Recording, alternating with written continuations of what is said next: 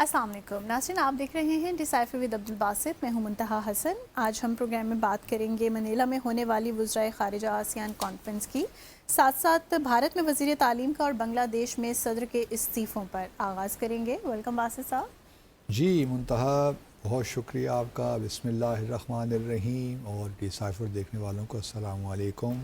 باسط صاحب، آسیان کا اجلاس ہوا ہے منیلا میں، جس میں ہمارے وزیر خارجہ نے بھی شرکت کی ہے۔ یہ بتائیے کہ آسیان کیوں ہمیں کامیاب دکھائی دیتا ہے اور سارک نہیں؟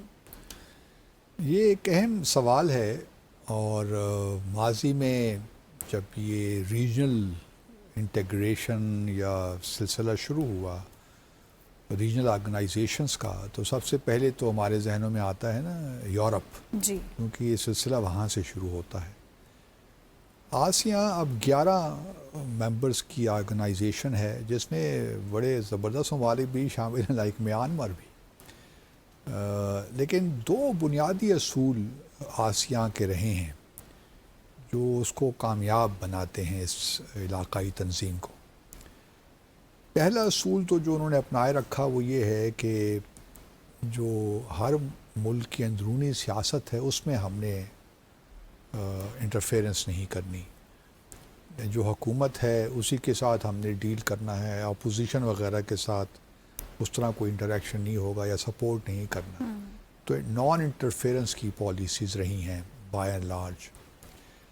دوسرا جو پرنسپل رہا ہے وہ ہے کہ اگر دو ممبرز کے درمیان کوئی ایشو ہے تو آسیان بحیثیت مجموعی کسی بھی ممبر کی طرف داری نہیں کرے گی، صحیح، پارٹی نہیں۔ مثال کے طور پر بھی کچھ عرصہ پہلے کمبوڈیا اور تھائی لینڈ کے درمیان سرحدوں میں جھڑپیں ہوئیں، ڈسپیوٹس ہیں وہاں پہ بھی، لیکن آسیان نیوٹرل رہی۔ کسی کا بھی انہوں نے کوئی مطلب یہ ضرور کہا کہ آپ مسائل حل کریں، لیکن کسی ممبر کی سائڈ نہیں لی۔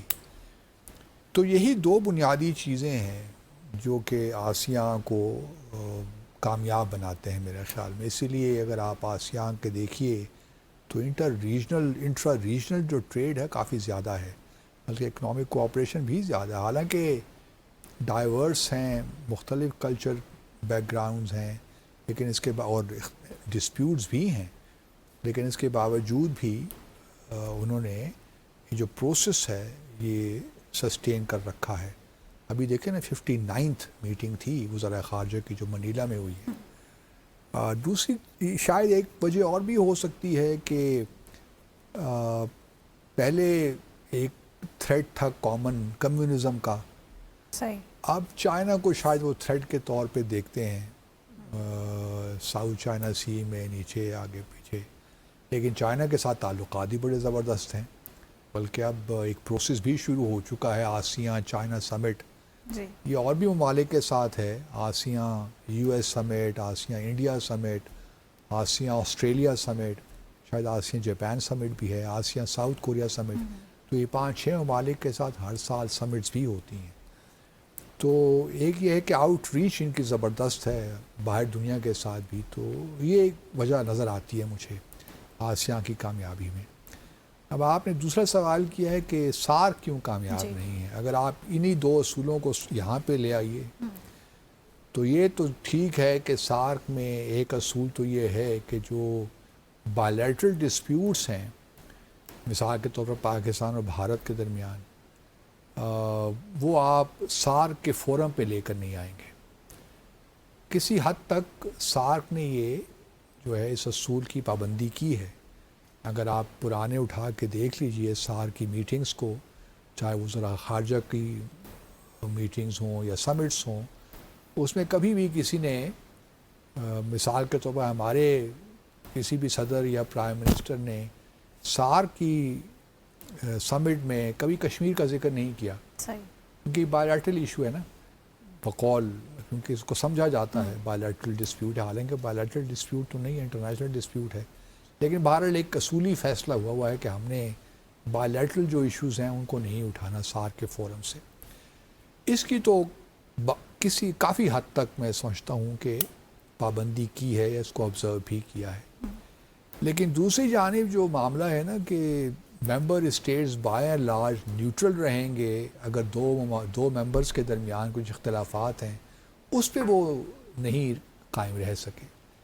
میں آپ کو مثال دیتا ہوں کہ نومبر 2016 میں سارک کی سمٹ ہونی تھی, 19th سارک سمٹ یہاں اسلام آباد میں. تو اوڑی کا واقعہ ہو گیا 18 ستمبر کو میرے خیال میں, اسی سال 2016 میں. تو بھارت نے کہا کہ جی وہ نہیں جائیں گے سمٹ ان پروٹیسٹ. اچھا, اگر صرف بھارت انکار کر دیتا تو شاید, کیونکہ کنسنسس بیسڈ اس کنسنسس پہ چلتی ہے سارک, آسیان بھی کنسنسس پہ ہی چلتی ہے. لیکن اگر باقی ممالک نے بھارت کی سپورٹ میں, انہوں نے بھی آنے سے انکار کر دیا, جس میں افغانستان بھی شامل تھا, نیپال بھی کسی حد تک, بھوٹان, تو انہوں نے کہا, بنگلہ دیش چونکہ شیخ حسینہ کی حکومت تھی اس زمانے میں, تو انہوں نے کہا کہ ہم نہیں جاتے. تو یہ ایک ایلیمنٹ ہے. اگر واقعی سارے ممبرز جو بائیلیٹرل ڈسپیوٹس ہیں اس میں ایک نیوٹرل رہیں تو شاید یہ سارک آگے چلے. صحیح. لیکن چونکہ وہ اپنی نیوٹرلٹی کو اس طرح قائم نہیں رکھ سکے تو سارک میں یہ پرابلمز ہیں جو کہ آسیان میں نظر نہیں آتے.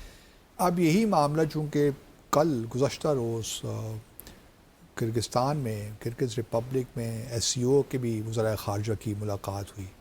ہمارے وزیر خارجہ وہاں سے پھر وہاں پہنچ گئے, تو وہاں بھی ان کی تقریر تھی.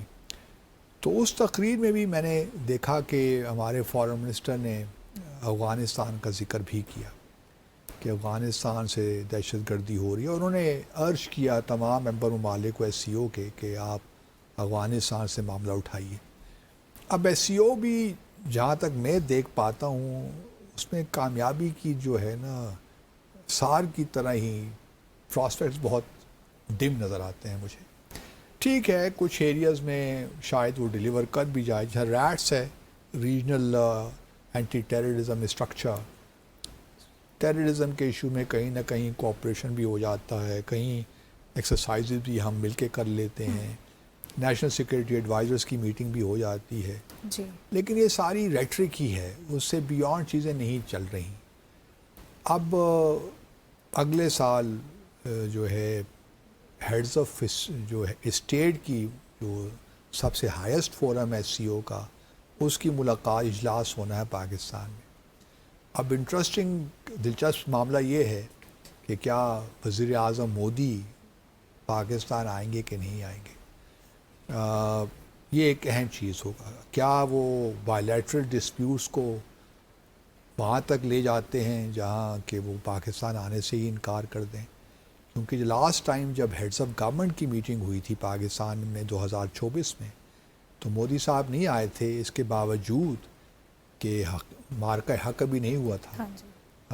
ابھی معاملات خراب تھے بیکاز آف ادر ریزن, 5 اگست 2019 کے بعد سے, یا پھر آپ یہ کہہ لیجئے کہ جو کچھ اس کے بعد, اس سے پہلے بھی ہوا, پلوامہ وغیرہ کا واقعہ ہوا, حالات کشیدہ تھے, لیکن اس نہج تک تو نہیں تھے نا کہ جہاں مارکہ حق کے بعد جو اب صورتحال ہے, جہاں کہ انڈس واٹر ٹریٹی کو بھی سسپینڈ کیا ہوا ہے.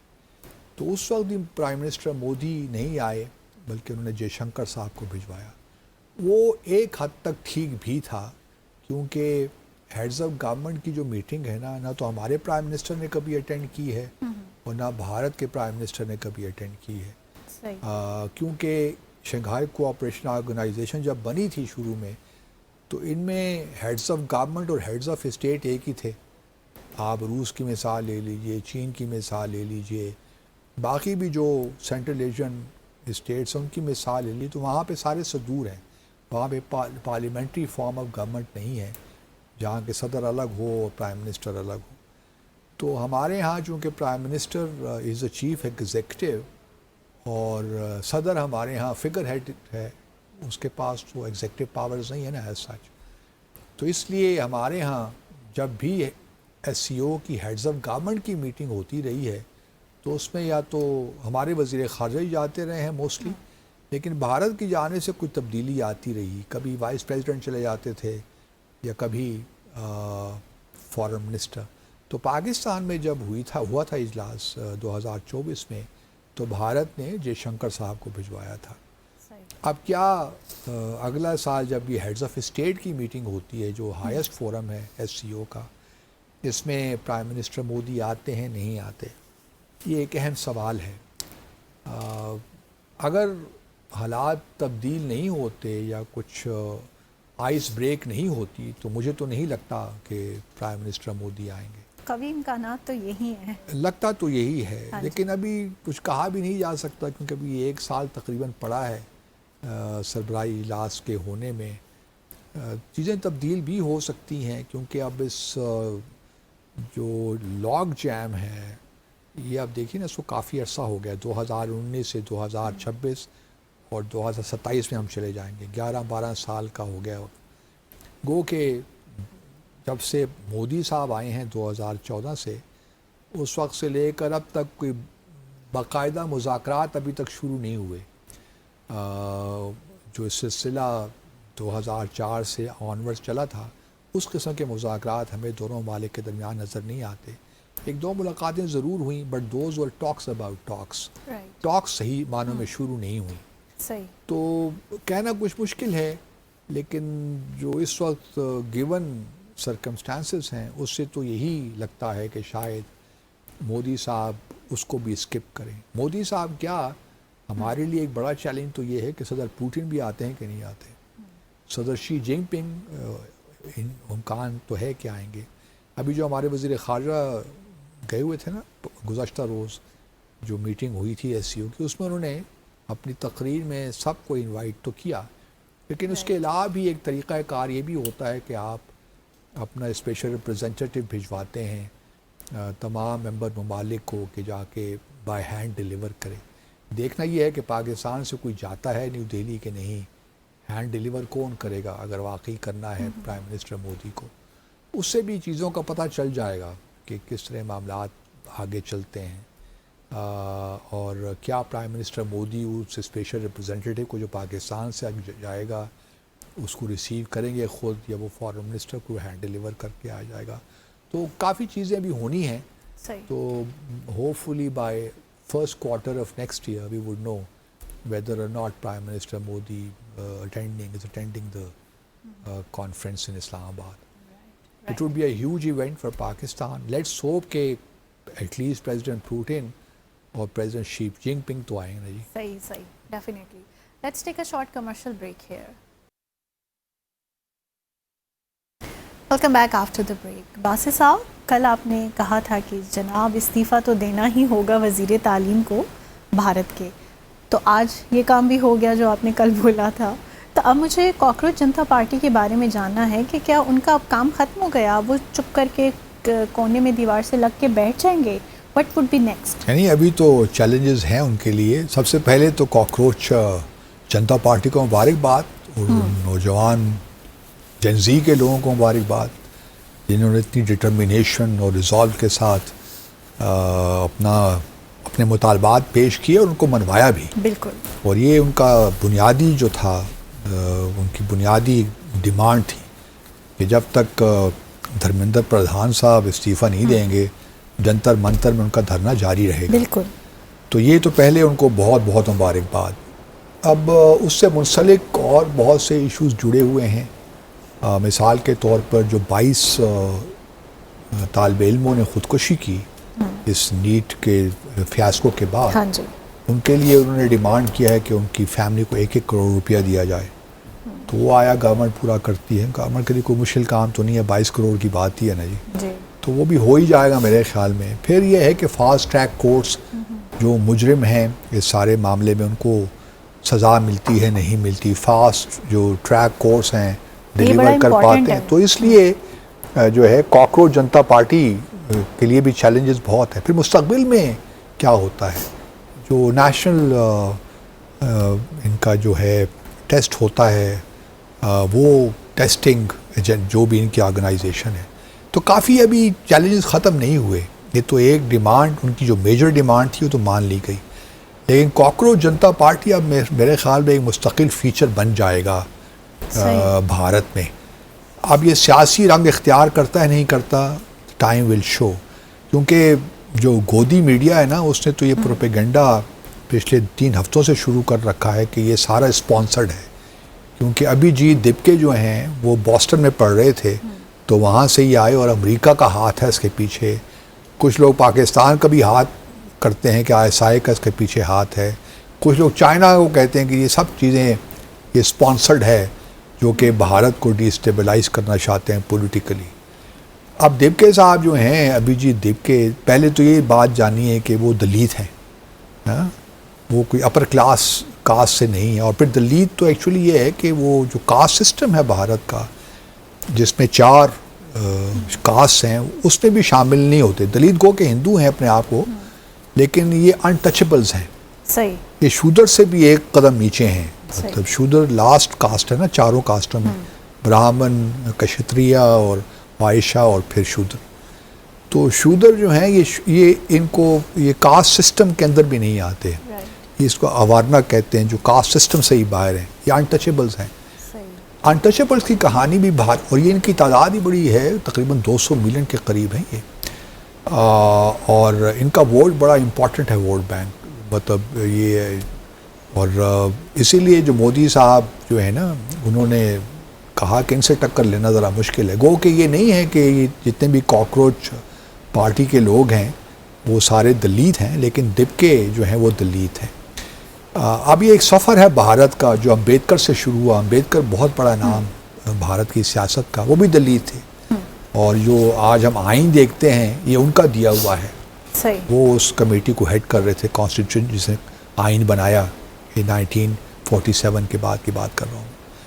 امبیڈکر بھی دلت تھے، لیکن بعد میں وہ کنورٹ ہو کے جین چلے گئے اس طرف. لیکن بہرحال یہ بہت بڑے ہیرو ہیں بھارت کے، اور دلت لوگوں کے لیے خاص طور پہ، کیونکہ بہت انہوں نے کام کیا. اب دلت لوگوں کی جو حالات ہیں وہ تبدیل تو نہیں ہوئے.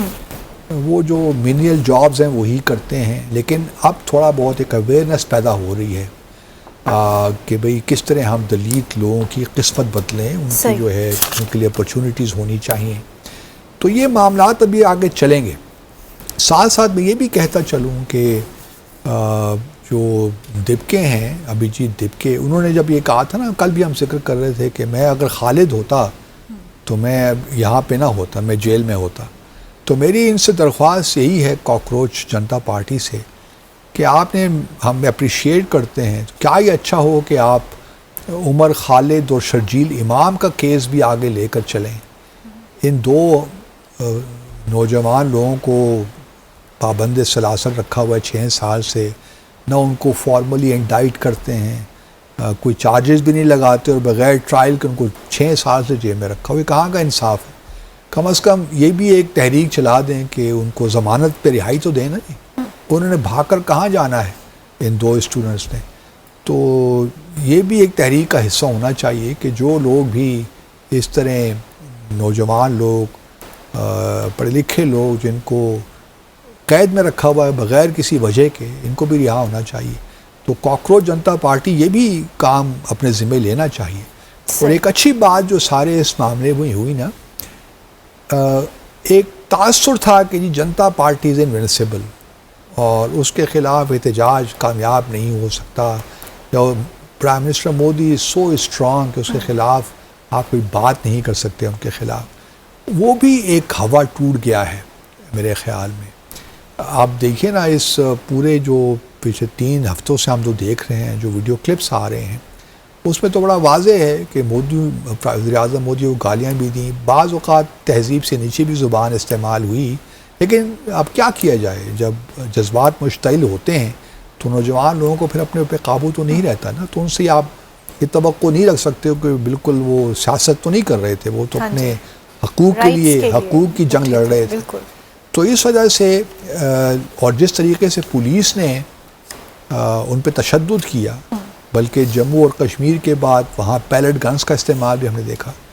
اب جموں اور کشمیر کے اندر بھی بے شمار لوگوں کو جو ہے، اگر 2016 میں برہان وانی کی شہادت کے بعد 8 جولائی کو، اس کے بعد جو وہاں پہ ہنگامے شروع ہوئے تھے 3-4 ماہ کے لیے، بے شمار پیلٹ گنز کا استعمال کیا گیا، اور بچوں سے لے کر نوجوان اور بڑوں تک بینائی ان کی ضائع ہو گئی پیلٹ گنز کی وجہ سے. ابھی بھی بے شمار لوگ، سینکڑوں کی تعداد میں لوگ بنائی سے محروم مقبوضہ جموں اور کشمیر میں نظر آتے ہیں. اب یہ ایک دیکھنا یہ ہے کہ کیا نوجوانوں کی آواز بنتی ہے کاکروچ جنتا پارٹی.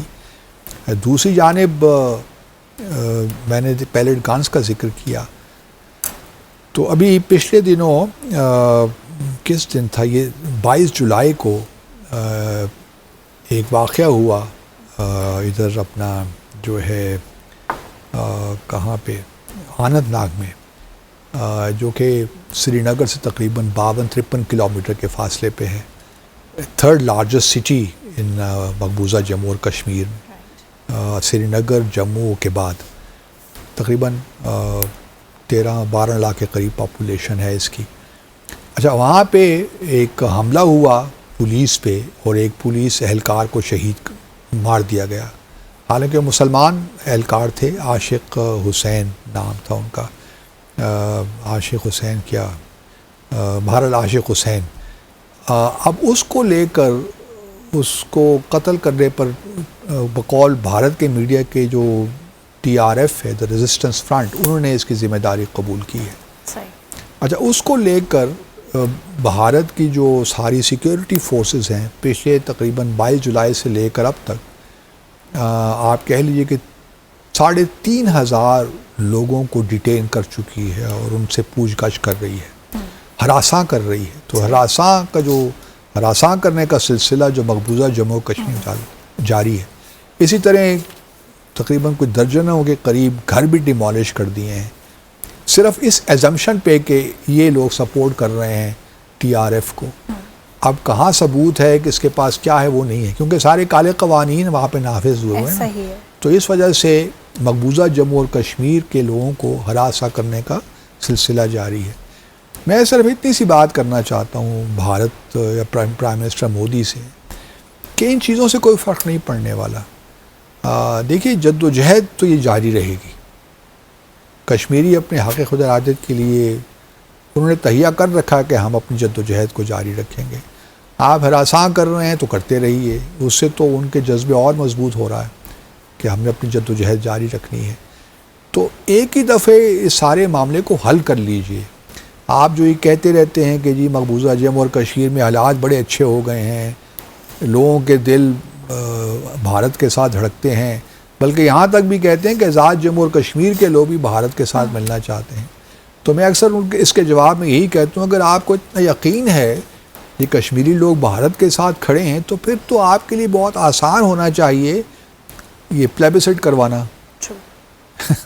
مطلب پاکستان کو تو کوئی ایشو نہیں ہے, ہم تو آج ہی پلیبسٹ کروانے کے لیے تیار ہیں کیونکہ ہمیں یقین ہے کہ کشمیری پاکستان کے حق میں ہی فیصلہ دیں گے. لیکن چونکہ آپ کو اس بات پہ یقین نہیں ہے تو آپ اس سے جان چھڑانا چاہتے ہیں پلیبسٹ سے. تو یہ جو ایک سلسلہ شروع ہوا ہے مقبوضہ جموں, ابھی تو خیر سے نہیں بڑے عرصے سے ہے, لیکن یہ ہے کہ جو کاکروچ جنتا پارٹی ہے اس کو پھر ہم خراج تحسین پیش کرتے ہیں. لیکن ابھی ان کا کام ختم نہیں ہوا. ابھی دیکھنا یہی ہے کہ اگلے جو ایگزامز ہوں گے انٹرنس ایگزامز وہ اس میں کوئی پیپر لیکس تو نہیں ہوں گے یا فیئر چیزیں ہوں گی, یا جو لوگوں پہ کوئی کیسز تو نہیں کیے جائیں گے جن لوگوں نے اس سارے کیا پتہ ابھیجیت دیبکوئی کو اٹھا کے لے جائیں 1-2 ہفتوں کے بعد. You never know. آپ توقع رکھ سکتے ہیں مودی صاحب سے. تو اس وجہ سے ابھی ان کا کام ختم نہیں ہوا اور ابھی دیکھنا یہی بھی ہے کہ کیا وہ سیاسی پارٹی کے طور پہ ابھرتے ہیں.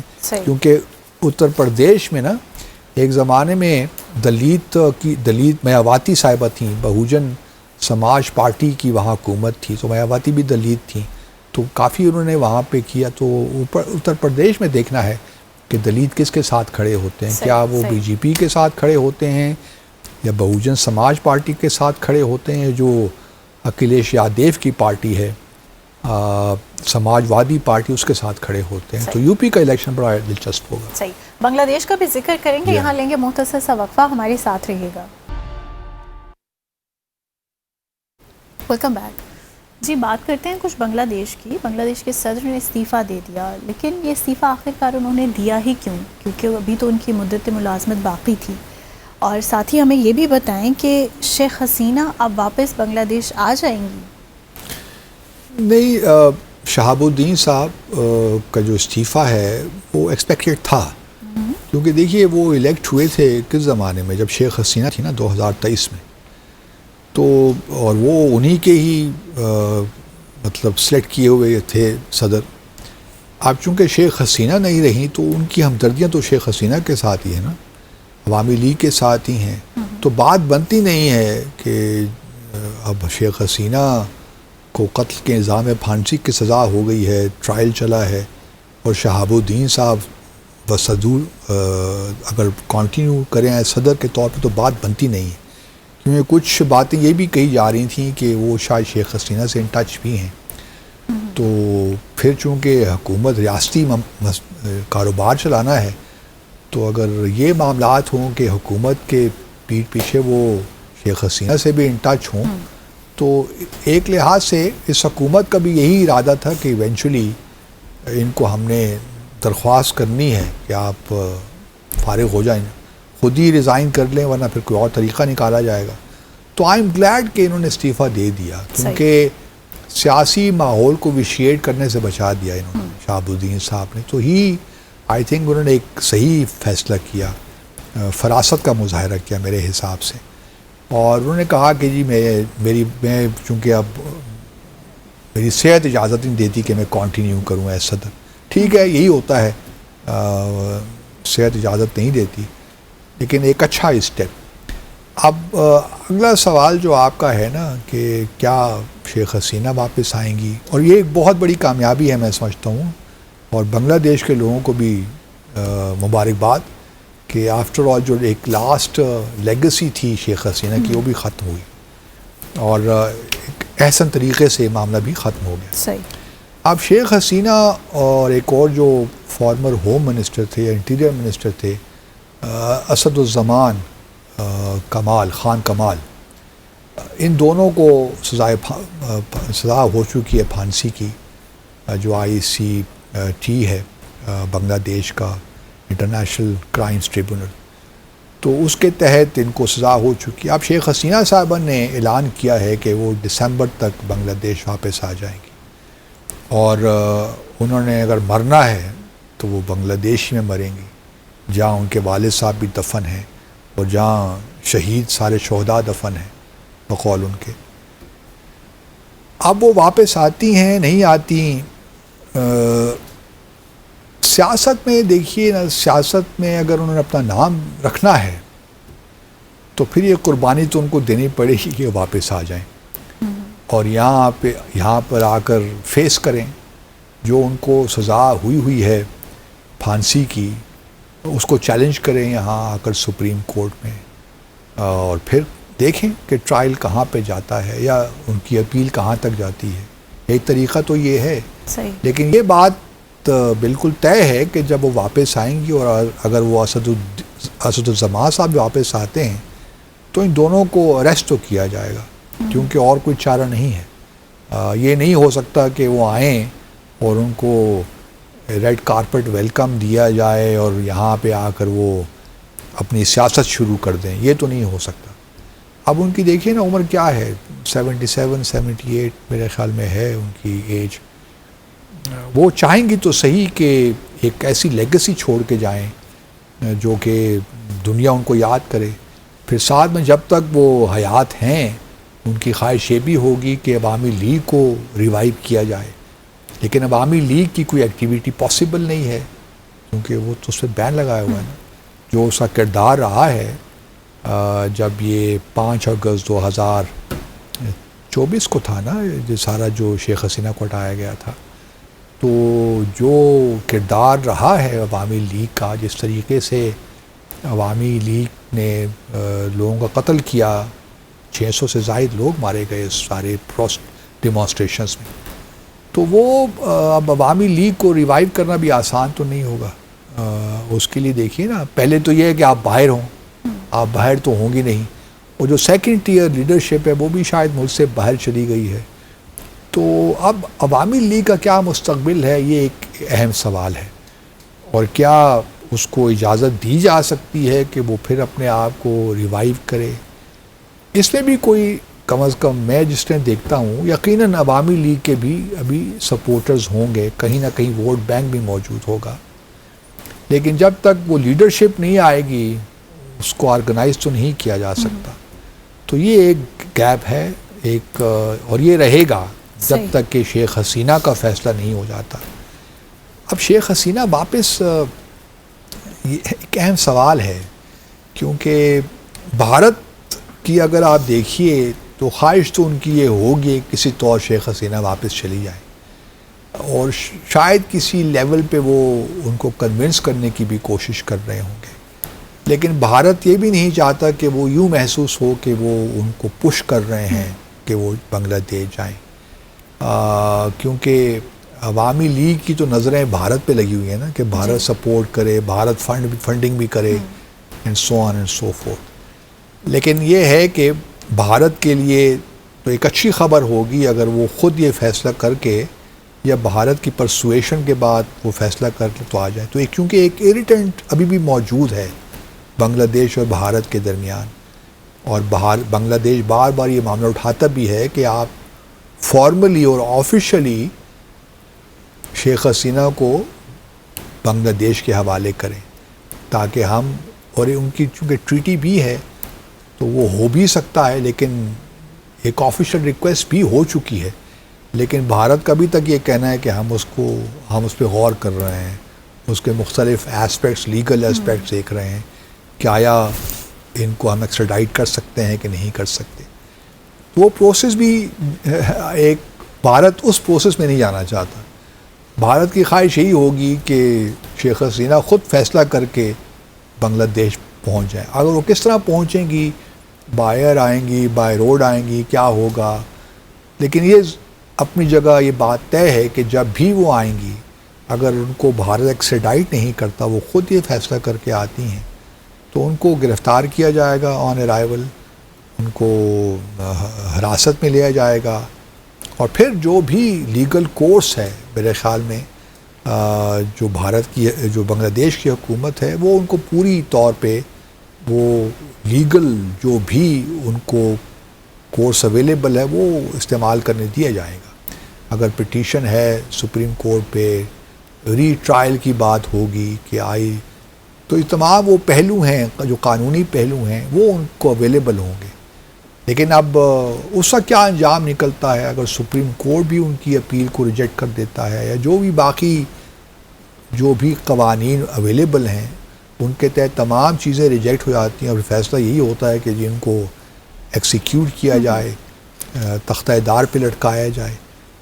کیا اس کی نوبت آتی ہے نہیں آتی, یہ پروسیس کتنے عرصے چلتا ہے, تو عتیق الرحمان صاحب کے لیے ایک مشکل تو آ جائے گی کہ ان کو بھی یہی سوٹ کرتا ہے کہ باہر رہیں.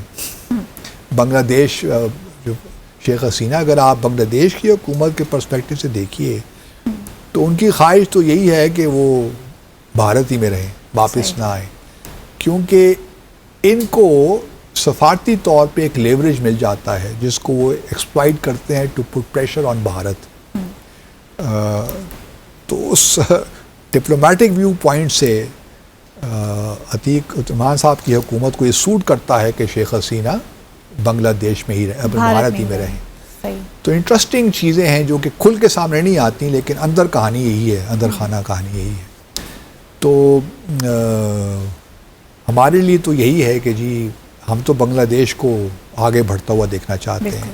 ہم نہیں چاہتے کہ شیخ حسینہ کے آنے سے سیاسی ابتری پھیلے, کیونکہ ایک نیا دور شروع ہوا ہے بنگلہ دیش میں. ٹھیک ہے مشکلات بڑی ہیں بیکاز آف ویریس ریزنز. وہ پاکستان کی بھی اکنامک حالات تو اچھے نہیں ہیں نا, ہمارے یہاں بھی کون سی انویسٹمنٹس آ رہی ہیں, ہمارے ہاں بھی یہ جو ایران امریکہ کی جنگ وجہ سے جو پرائسز, فیول پرائسز ہیں کہاں سے کہاں پہنچ گئی. تو بنگلہ دیش میں بھی یہ سارے ایشوز تو ہیں, لیکن بہرحال ایک 5 سال کا مینڈیٹ عتیق الرحمان صاحب کی حکومت کو ملا ہے. تو ہماری خواہش تو یہی ہے کہ بنگلہ دیش آگے کی جانب بڑھے rather than to be stuck in the past. اور ہمارے چونکہ تعلقات میں ایک نئی ڈائمنشنز پیدا ہو رہی ہیں, آگے بڑھ رہے ہیں, ان میں سبسٹینس پیدا ہو رہا ہے. تو ہم تو یہی چاہیں گے کہ بنگلہ دیش میں سیاسی استحکام رہے، اور اس قسم کی جو فورسز ہیں، میں اگر آپ مجھ سے پوچھیے تو میں بھی بنگلہ دیش کی حکومت سے اتفاق کروں گا کسی نہ کسی لیول کہ وہیں رہیں تو بہتر ہے. لیکن شیخ حسینہ اب شہادت کے رتبے میں جانا چاہتی ہیں، حاصل کرنا چاہتی ہیں، تو وہ ان کی مرضی. لیکن آنے کے بعد جو ہے ایک کہیں نہ کہیں ٹینشنز تو پیدا ہوتی ہیں نا، کیونکہ آفٹر آل اتنے عرصہ 15-16 سال وہ حکومت میں رہی ہیں. پھر عوامی لیگ ایک پارٹی بھی تو ہے. لیکن لیٹس ہوپ کہ ہماری خواہش یہی ہے کہ بنگلہ دیش میں سیاسی استحکام رہے اور وہ اکنامیکلی وہ آگے بڑھے. صحیح. سو اسی کے ساتھ ہی آج کے ڈیسائفر ود عبدالباسط کا وقت ختم ہو گیا ہے. منتہا حسن کو اجازت دیں. اللہ حافظ.